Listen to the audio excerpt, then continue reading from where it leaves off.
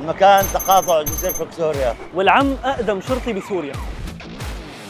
العم محمد زياد شهوان ولد عام 1944، يعني يا جماعة عمره 81 سنة ولا زال على رأس عمله، واختاروه من بين عدد كبير من شرطيي المرور بسبب أناقته وتعامله الحسن ليكون بمنطقة جسر فيكتوريا اللي كانت التجمع الأكبر لمقرات المباني الوزارية بهذاك الوقت، وارتبط اسمه بجسر فيكتوريا حتى صار معلم حقيقي بهذا المكان. بالقديم بالعشرينات كان جسر صغير حديد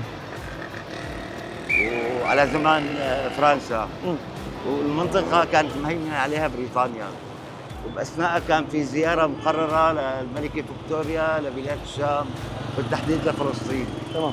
كان هون في فندق عم يتعمر، سموا الفندق تيمنا بهالزيارة الكبيرة لاسم الملكة فيكتوريا. تمام. والجسر نسبوه للفندق.